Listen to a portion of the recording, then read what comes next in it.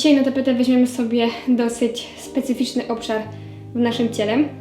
A dlaczego mówię, że jest to bardzo specyficzny obszar? No dlatego, że statystycznie to właśnie barki najczęściej w street workoutie czy też kalistenice ulegają kontuzjom, dają objawy bólowe lub też rzutują na inne mięśnie czy też stawy. I nie ma się co dziwić, ponieważ cała obręcz barkowa jest obszar, który jest bardzo często nadmiernie obciążany. Bardzo często również wykonujemy ruchy nad głowę, co bezpośrednio przekłada się na wzrost ryzyka kontuzji. Natomiast takie inne czynniki, które gdzieś mogą tą kontuzję powodować, czy też ból w tym obszarze, to jest przede wszystkim nieprawidłowa technika ćwiczeń, wszelkie kompensacje właśnie w obręczy barkowej, dysbalans mięśniowy oraz przeciążenia, jakie występują w treningu zawodniczym i w treningu freestyle. Te ćwiczenia, które dzisiaj pokażę, powinny stać się Twoim niezbędnikiem, niezależnie od tego, czy miałeś problemy z barkami, czy też chcesz stosować je prewencyjnie. Zanim jeszcze przejdziemy do ćwiczeń, przedstawię Wam skróconą anatomię, żebyście mogli lepiej zrozumieć cały kompleks barkowy oraz jego funkcje. Budowa stawu barkowego zapewnia ogromny wachlarz możliwych ruchów, co niestety odbywa się kosztem jego stabilności. Za stabilność w tym obszarze odpowiadają tkanki miękkie, czyli tak szeroko wspomniany i omawiany stożek rotatorów. Należy również wspomnieć, jak bardzo prawidłowa ruchomość łopatki będzie miała przełożenie na funkcjonowanie barku, gdyż praktycznie każdy ruch stawem ramiennym rozpoczyna się od pracy łopatki. Więc tutaj dysbalans mięśniowy na poziomie łopatki będzie wpływał też bezpośrednio na przykład na zakres ruchu, czy też nieprawidłowości w funkcjonowaniu całego barku. Teraz tak, stawy, które tworzą cały kompleks barkowy, to staw ramienny, staw mostkowo-obojczykowy, staw barkowo-obojczykowy oraz staw łopatkowo-żebrowy. Takie najczęstsze ruchy w stawie ramiennym, jakie się odbywają, jest to przywodzenie, odwodzenie, rotacja wewnętrzna, rotacja zewnętrzna,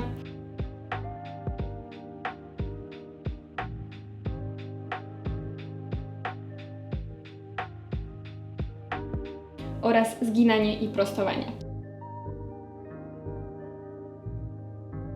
Oczywiście w codziennym życiu raczej stosujemy ruchy łączone. To znaczy nigdy nie jest to czysta rotacja wewnętrzna, czysta rotacja zewnętrzna. Raczej są to ruchy ze sobą powiązane i kompleksowe. Za każdy z tych ruchów odpowiadają grupy mięśni. Przytoczymy sobie parę najważniejszych z nich. Mięsień naramienny, nadgrzebieniowy, podgrzebieniowy, obły mniejszy, obły większy, podłopatkowy, kruczoramienny, dwugłowy ramienia, trójgłowy ramienia, piersiowy większy oraz najszerszy grzbietu. Przed sobą widzicie teraz tabelkę, która przedstawia Wam najbardziej podstawowe ruchy w stawie ramiennym oraz mięśnie, jakie potrzebne są do wykonania funkcji. Do najczęstszych potencjalnych przyczyn urazu barku w przypadku osób trenujących kalistenikę należy przede wszystkim całkowity brak dbałości o mobilność tego obszaru w miarę nabierania coraz większej to masy mięśniowej oraz przyjmowania coraz to większych obciążeń, na które zwyczajnie tkanka nie jest przygotowana. Z kolei spadek mobilności w jednym stawie oznacza spadek stabilności w stawie, który jest położony najbliżej niego. W tym wypadku na przykład w łokciu, gdyż będzie on zmuszany do wzrostu mobilności. Przez to dochodzi do zaburzenia całego łańcucha kinematycznego. Zebrałam dla Was najbardziej wartościowe według mnie ćwiczenia, które stanowią rutynę prewencyjną dla Twoich barków. Rolowanie oraz mobilizacja punktów spustowych. Pracę nad barkami warto zacząć od rolowania miejsc nadmiernie napiętych. Na każdy obszar powinieneś poświęcić od 30 do 60 sekund. Ruch ramienia nad głowę najczęściej, lecz nie tylko, limitowany jest przez np. mięśnie najszerszego grzbietu lub mięśnie piersiowe. Warto wstępnie rozpracować te obszary, skupiając się na miejscach najbardziej bolesnych.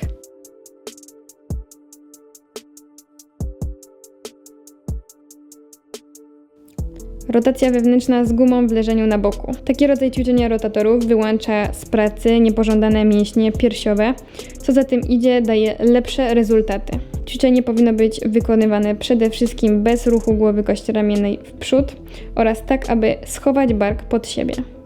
Mięśniem pracującym w tym ćwiczeniu będzie m.in. mięsień podłopatkowy.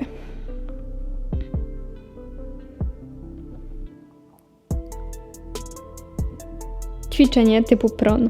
Akcesorium, które wzmocni dolną i środkową część mięśnia czworobocznego. Mięsień ten jest najczęściej bardzo osłabiony w porównaniu do części górnej, która bardzo często kompensuje nieprawidłową technikę w różnych ćwiczeniach oraz absorbuje napięcia emocjonalne. Dodatkowym benefitem tego ćwiczenia jest stabilizacja łopatki oraz przy pron Y aktywna mobilizacja podruchy nad głowę. Unikamy aktywności górnej części mięśnia czworobocznego. Kciuki powinny być skierowane w górę.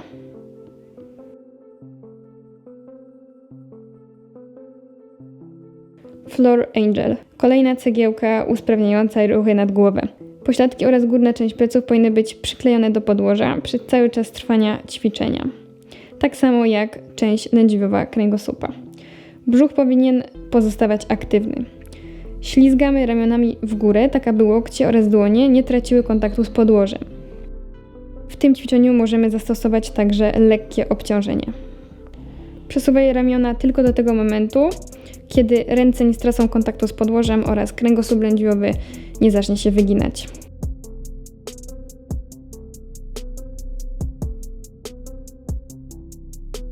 Wyciskanie ketla w klęku z chwytem bottom-up. Pozycja bottom-up powoduje dużą niestabilność. Wymaga zatem rekrutacji dodatkowych włókien mięśniowych. W znacznym stopniu poprawia siłę, stabilność i propriocepcję. Kluczem jest skupienie się na utrzymaniu wypiętej klatki piersiowej, wciągniętego brzucha oraz głowy w pozycji neutralnej. Ruchy bottom-up zmuszają podnoszącego do stabilizacji łopatki przez odpowiednią aktywację wszystkich mięśni otaczających stożek rotatorów i staw barkowy. Zasadniczo wszystkie mięśnie ciała muszą współpracować razem, aby znaleźć najbardziej biomechaniczną pozycję do ruchu w wektorze pionowym.